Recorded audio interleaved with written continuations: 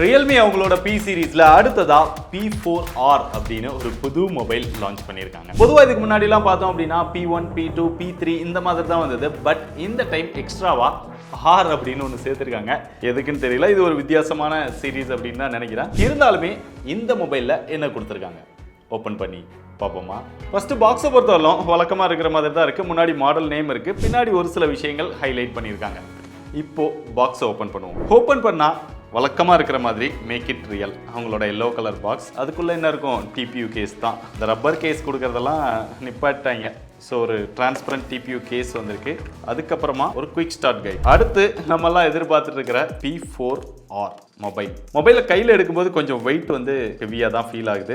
Design பார்க்கறதுக்கு நல்லா இருக்குது. அதை பற்றி அப்புறம் டீட்டெயில்டாக பேசுவோம். அடுத்ததாக ஒரு சிம் எஜெக்டர் பின், ஒரு டைப் சி சார்ஜிங் கேபிள், கடைசியாக 45 வாட்கான சார்ஜிங் அடாப்டர். இதில் ஹைலைட்டே இதோட டிசைன் தான். ஏன் தெரியுமா, ஆல்ரெடி இந்த ஃபோனை லான்ச் பண்ணிட்டாங்க. அதுக்கு இதுக்கும் டிசைன் தான் டிஃபரன்ஸ். ரீசெண்டாக லான்ச் பண்ணியிருந்த Realme 16Tக்கும் இந்த மொபைலுக்கும் பெருசா டிஃபரன்ஸ் எதுவுமே கிடையாது. டிஃபரன்ஸ் அப்படின்னு சொல்லணும்னா இதோட டிசைன் மட்டும் தான். அப்புறம் கண்டிப்பா பிரைஸ்ல டிஃபரன்ஸ் இருக்கும். டிசைனை பொறுத்தவரைக்கும் இது ஒரு பிளைன் சில்வர் கலர் மாதிரி இருக்கு. பார்க்கிறதுக்கு நல்லா இருக்கு. கீழே வந்து Realmeங்கிற பிராண்டிங் இருக்கு. ஒரு பிரீமியமான லுக் கொடுத்திருக்காங்க. அந்த கேமராவோட பிளேஸ்மென்ட் பார்த்தோம் அப்படின்னா வெர்டிகலா அரேஞ்ச் பண்ணிருக்காங்க. சைடுல LED ஃபிளாஷ் கொடுத்திருக்காங்க. இங்க 50 மெகாபிக்சல் அப்படிங்கறத மென்ஷன் பண்ணிருக்காங்க. சைடுல வந்து பாக்ஸி டைப் தான் கொடுத்திருக்காங்க. ஹோல்ட் பண்றதுக்கு நல்லா தான் இருக்குது. ஓரளவு கம்பாக்டாவும் தெரியுது. பட் மொபைலோட வெயிட் ஜாஸ்தியா இருக்குது. அதுக்கு காரணம் என்னன்னா இதோட லார்ஜ் பேட்டரி கெபாசிட்டி தான். 8000 mAh பேட்டரி கெபாசிட்டி கொடுத்திருக்காங்க. சோ அதனால தான் மொபைல் கையில எடுக்கும்போது வெயிட் அதிகமா ஃபீல் ஆகுது. மத்தபடி சிங்கிள் ஹேண்ட் யூசேஜ்க்கு இதெல்லாம் ஓரளவு ஓகேவா தான் இருக்குது. அப்படியே ஃப்ரண்ட்ல வந்தோம் அப்படின்னா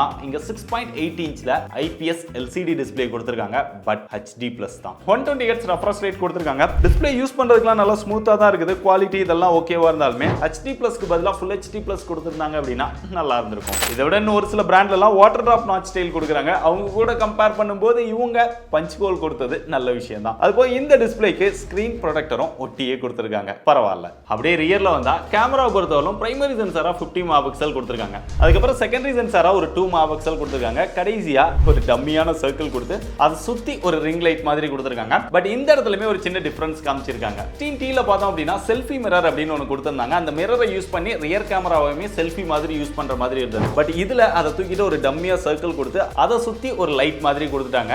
டிஃபரெண்டா திங்க் பண்றாங்களாம். மற்றபடி கேமராவோட பெர்ஃபார்மன்ஸ் எல்லாம் பார்க்கும்போது பெரிய அளவுல எல்லாம் எக்ஸ்பெக்டேஷன் வைக்காதீங்க. அவுட்டோர்ல நல்ல லைட்டிங் கண்டிஷன்ஸ்ல எடுத்தாதான் ஓரளவு டீசென்ட்டான போட்டோஸ் எடுக்க முடியுது. அதுவுமே அந்த அளவுக்கு கிளாரிட்டி எல்லாம் கொடுக்கல. டீடைலுமே சுத்தமா இல்ல.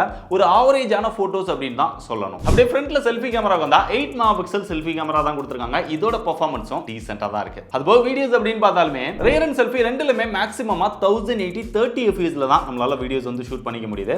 இதுக்கு முன்னாடி போஸ்ட் பண்ண 13000 ரூபாய் மொபைல் லாவா மொபைல்ல கூட ரியர்ல 4K வீடியோ சப்போர்ட்லாம் கொடுத்திருந்தாங்க. பட் இவ்வளோ பிரைஸ்க்கு லான்ச் பண்ற இந்த மொபைல்ல 1080p தான் சப்போர்ட் இருக்கு. அதுவுமே வீடியோ குவாலிட்டில ஆகா ஓகோ அப்படின்னு சொல்ற அளவுக்குலாம் இல்ல.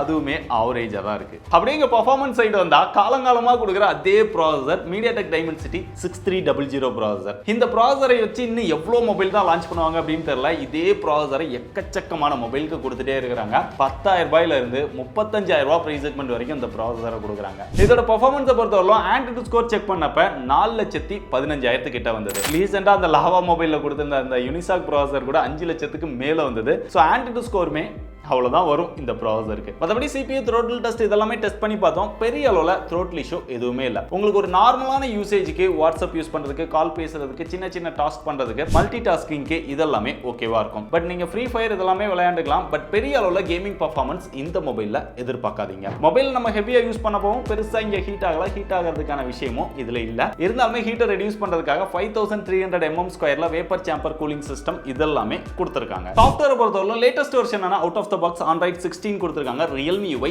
7.0 ஓட வந்துருச்சு. வழக்கமா கொடுக்குற தேவையில்லாத நிறைய ப்ளோட்வேர்ஸ், ஆட்ஸ், அப்புறம் லாக் ஸ்கிரீன்ல வரக்கூடிய அந்த கிளான்ஸோட ஆட்ஸ் இதெல்லாமே இருக்க தான் செய்யுது. மற்றபடி நம்ம யூஸ் பண்ண வரைக்கும் பக்கோ இஷ்யூவோ எதுவுமே இல்ல. மொபைலோட பிளேஸ்மெண்ட் அப்படின்னு பார்த்தாலுமே டாப்ல secondary noise cancellation mic cover பண்ணிருக்காங்க. நல்ல விஷயம். லெஃப்ட் சைடுல வந்தா எதுவுமே இல்ல. பாட்டம்ல வந்தா ஹைபிரிட் சிம் ஸ்லாட் கொடுத்திருக்காங்க. ஒரு சிம், ஒரு மெமரி கார்டு இல்லனா 2 சிம் போட்டுக்க முடியும். பக்கத்துல mic, type C charging port, speaker, single speaker தான். அதோட சவுண்ட் எக்ஸ்பீரியன்ஸ் டீசென்ட்டா தான் இருக்கு. ரைட் சைடில் வந்தால் வால்யூம் அப் டவுன் பட்டன், கீழே பவர் பட்டன்ல ஃபிங்கர் பிரிண்ட் சென்சாரும் வந்துருச்சு. ஏன்னா எல்சிடி டிஸ்பிளே, அதோட அக்யூரேசியும் ஓகேவா இருக்கு. கடைசியா இதுல இருக்கக்கூடிய இன்னொரு பிளஸான விஷயம் அப்படின்னு பார்த்தா பேட்டரி. 8000 mAh பேட்டரி கெபாசிட்டி கொடுத்துருக்காங்க. ஒரு லார்ஜ் பேட்டரி கெபாசிட்டியோட மொபைல் ஃபோன் வேணும் அப்படின்னு நினைக்கிறவங்களுக்கு இது பெட்டர் சாய்ஸா இருக்கும். பட் 45 வாட்கான சார்ஜிங் சப்போர்ட் தான் கொடுத்துருக்காங்க. அடாப்டரும் அதான் கொடுத்துருக்காங்க. அட்லீஸ்ட் ஒரு 67 இல்ல 80 அந்த மாதிரி கொடுத்துருந்தாங்க அப்படின்னா இன்னும் பெட்டரா இருந்திருக்கும். வேகமாகவும் சார்ஜ் பண்ணிக்க முடியும். பேட்டரி பர்ஃபார்மன்ஸை பொறுத்தவரைக்கும் தாராளமா 2 நாளைக்கு நிக்குது. ஏன்னா இது ஒரு லைட் யூசேஜ் மொபைல் அப்படிங்கிறதுனால பேட்டரி பத்தி கவலைப்படவே தேவையில்லை. பர்ஃபார்மன்ஸ் மாஸா இருக்கு. கடைசியா அதோட பிரைஸ் அப்படின்னு பார்த்தா இந்த வீடியோ எம்பார்கோல ஷூட் பண்ணிட்டு இருக்கறனால இதோட எக்ஸாக்ட்டான பிரைஸ் வந்து எனக்கு தெரியாது. பட் வீடியோ பார்த்துட்டு இருக்கிற உங்களுக்கு தெரிஞ்சிருக்கும். டிஸ்கிரிப்ஷன்லயே அப்டேட் பண்ணிருப்பேன். இதோட எக்ஸ்பெக்டட் பிரைஸ் அப்படின்னு பார்த்தா 16T யோட இது கொஞ்சம் பிரைஸ் கம்மியா பண்ணுவாங்க அப்படின்னு நினைக்கிறேன். ஒரு சில விஷயங்கள் டவுன் கிரேட் பண்ணிருக்காங்க. அதுபோக இவங்களோட P சீரிஸ் வந்து ஆன்லைன் சீரிஸ் அப்படிங்கறதுனால பிரைஸ் எப்பவுமே பெட்டர் பிரைஸ்ல கொண்டு வருவாங்க. சோ அப்படி பார்க்கும்போது இந்த மொபைல் வந்து ஒரு 20000 ரூபாயில இருந்து 25000 ரூபாய்க்குள்ள பிரைஸ் பண்றதுக்கு அதிக வாய்ப்பு இருக்கு. 20000 ரூபாய் அப்படின்னு பண்ணாங்கன்னா கொஞ்சம் ஒரு பெட்டரான மொபைலாவே ஃபீல் ஆகும். இதுல இருக்கக்கூடிய பிளஸ் அப்படின்னு பார்த்தா லேட்டஸ்ட் சாஃப்ட்வேர் 8000 mAh, எந்த ஒரு ஹீட்டும் ஆகாத ஒரு லைட்டான யூசேஜுக்கு இருக்கக்கூடிய 6300 MediaTek ப்ராசஸர். சோ மற்ற விஷயங்கள் எல்லாமே அவரேஜா தான் கொடுத்துருக்காங்க. சோ நான் சொன்ன விஷயங்கள்லாம் வச்சு உங்களுக்கு ஓகேன்னு தோணுச்சுன்னா தாராளமா செக் பண்ணி பாருங்க.